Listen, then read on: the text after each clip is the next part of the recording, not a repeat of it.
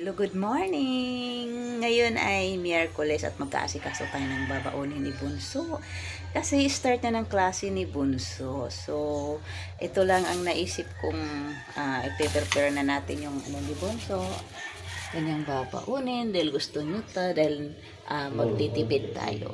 Meron tayong sibuyas, corned beef, tapos sasagan natin ng itlog kasi nirequest niya to sa akin, kaya iluluto natin.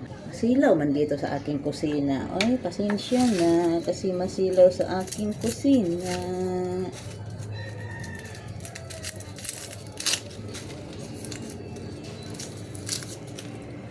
Dadalhin ko nga pala si Simba sa vet, kaya ayan, naasikaso ko na to muna ang ni Bunso kasi alas 10 daw ang kanyang pasok. Kaya ipe-prepare ko lang itong kanyang pagkain, tapos mamaya pag dumating si GR, aalis na rin kami ni Simba. Pinaliguan ko na si Simba kahapon. Tingnan nyo mga loves, compare ko lang ha, ito 8 pesos ang isa. Tapos ito, nabili ko ngayong umaga, 3.25. Alin ang mas malaki? Alin ang mas malaki? Ayan. Parang mas malaki to, di ba? 3.25 kaysa dito. Ang silaw ko. Ayan. Nabili ko siya ngayon. Mas malaki yung Pero ito, 24 ang tatlo.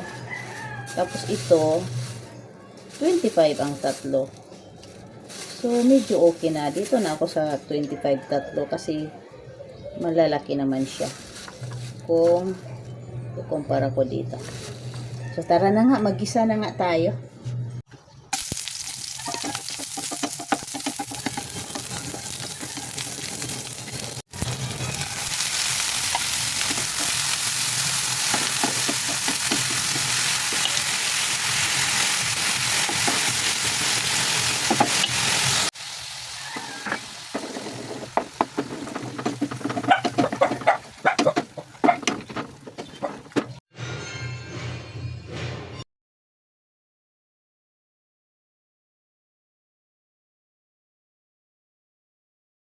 So, ito na mga love, naibalot ko na ang kanyang kanin at ang kanyang ulam. Tapos, pinapaulan ko na rin siya ng tubig. Yung mga love, kakain na rin ako. At nagluto ako kagabi ng, ginis ako yung bagoong isda. So, ito na siya. Tapos, ayan, okra. Wow. Ayan, yan naman ang ulam ko. Wow. Yan, sarap. Yummy. Ayan, mga unta. Sarap ba yan? Sarap yan. Yan, mga unta, mga langga. Yung tira ng niloto kong kanin sa kanya, sayang naman yung tutong o maputi. Kaya kakainin ko na siya. Tapos yung ating ulam, ayan nilagyan ko ng bagoong na ginisa, bagoong isda, lami, mga unta. At i-end ko na tong aking video. Thank you so much for watching. And see you on my next video.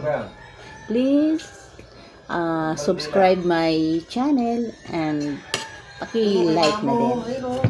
Kung magustuhan ninyo ang aking video, maraming salamat. Bye! Lami kaayo.